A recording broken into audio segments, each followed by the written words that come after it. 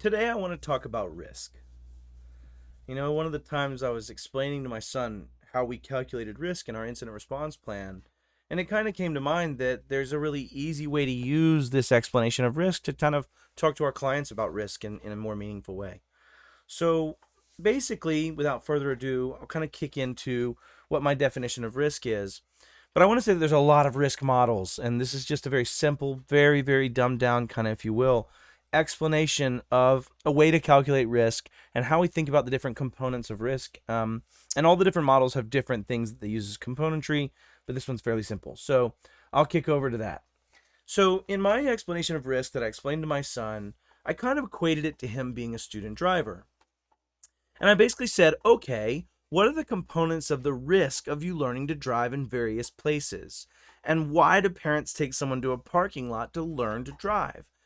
And I think in this case, we have to have a little bit of definition. So what I'll start with is the different pieces, right? So risk is the R. Vulnerability, that's something that basically inherent creates a component of risk. And in this case, it would be my son's vulnerability in the sense that he doesn't know how to drive. He doesn't have the skill sets. He doesn't have those things. In IT, you might think of that as patching, or you might think of that as leaving a particular port open, 3389, or not patching something up to a latest known vulnerability. And so vulnerability is the first component. The second one is what you multiply by to start getting a feel for how large this is. And all you're really trying to do is compare one risk to another. So this doesn't have to be perfect. But in this case, the threat is the speed of the car, other vehicles in the area of operation, police officers violating rules. Those are threats, right? A stop sign, a physical box, a failure of your ability to navigate a turn. Those are threats. What are the consequences? Well, those consequences often have somewhat of a correlated relationship to your threats and your vulnerabilities. In this case, if you're driving extremely fast, a consequence could be a rollover or a fatal accident, or a simple, maybe if you're going slow, a simple bumper. But eventually, the consequences are the actual cost of that occurrence, right? It could be in life, it could be in money, as you look over on the risk chart over there, but it's the actual consequence of that action. So if we think about this in our cases, some things are very easily affected, right? Like vulnerabilities, especially in the IT world, are quite often a decision away from being fixed. They often aren't even a cost. They're just simply a patching or closing a certain firewall hole or blocking off a certain known threat as a vulnerability to try to reduce that threat landscape and try to reduce that. But threats and consequences sometimes are a little more fixed, right? In the sense you can't stop the threat actor's desire to break into your network, and you can't stop the consequences of a breach necessarily. Now, that's not completely true, because you can limit consequences. You can choose that those consequences, even with that same threat and that same vulnerability, might only have a certain amount of extensibility. I'll give you a great example of that. If for example, a technician only has access to 2 clients that they're supposed to have access to, no matter what the threat, no matter what the vulnerability that gives that threat access, the consequence would be whatever that consequence is times the number of those 2 customers, not the 600 that you might support as a company. So think of it that way. And so just to show people kind of the math of this, and I'm being completely simplistic, but to try to think through the math of this, if we do these simple calculations, in the first example, the V is a 10, the T is a 10, the C is a 10, and all of those multiplied together equal 1,000. But in the other example, I just really wanted to illustrate this one point. Let's say we're talking about patching, and there's a known CVE, CVE 2021-27002. And that CVE has a patch that you can apply, and so you apply that patch. If you apply that patch, then you're no longer vulnerable. No matter how hard the threat actor tries, no matter how much the consequence of that threat actor's action, you're still going to have a risk of 0. Now, I say this with a grain of salt because you can never really have a risk of 0.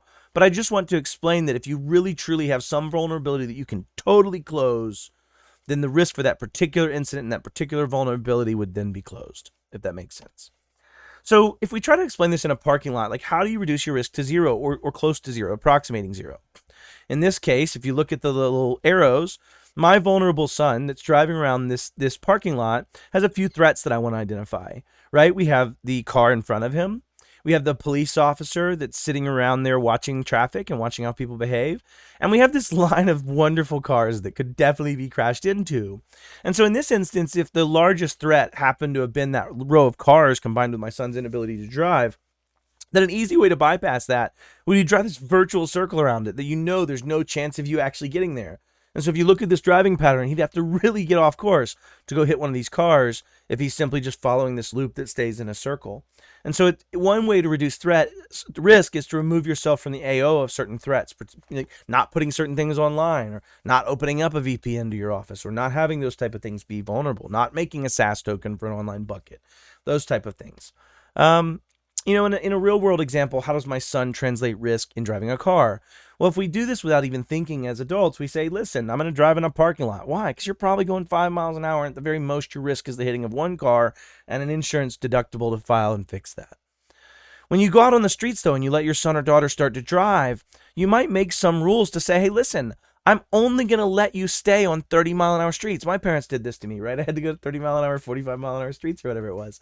And what that did was it actually unknowingly reduced the amount of threat and consequence, right? Because I'm not getting into a higher threat where I have people in bumper-to-bumper traffic on freeways. So I'm reducing the threat. I'm not having as many cars around me probably. I'm doing that because I know that the vulnerability can't be patched right now. And that my son's not just going to magically get good at driving.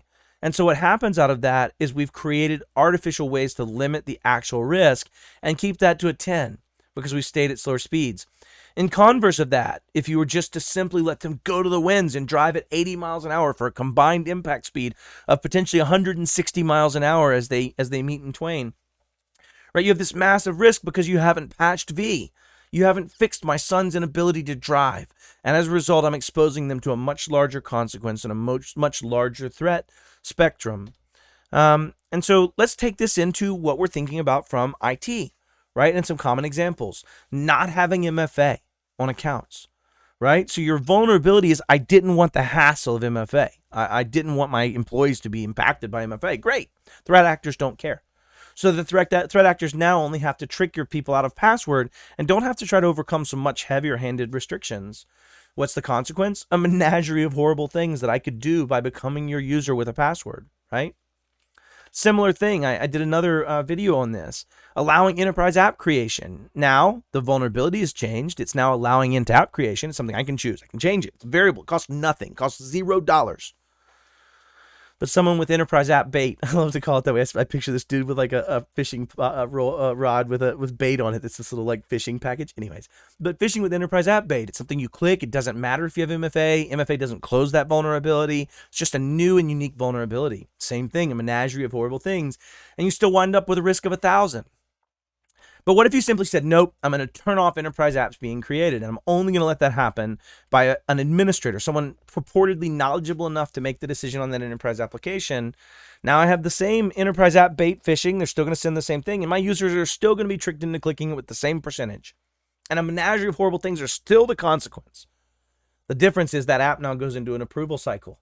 And it means that I have to look at it, or someone on my team has to look at it, which means that the risk is still there because I can still make mistakes. I'm still human. I promise you. I make mistakes all the time. Ask my wife. But the point is that the risk has now been significantly reduced from this arbitrary 1,000 to this now 10, which is really representative of the risk of someone that now is reading that the vulnerability is only as good as my ability to interpret that application. So you still have some degree of vulnerability left. It's just shifted, right? You've changed and chosen a different path and a different risk. I hope this wasn't too long. It's a brief example of ways to think about risk.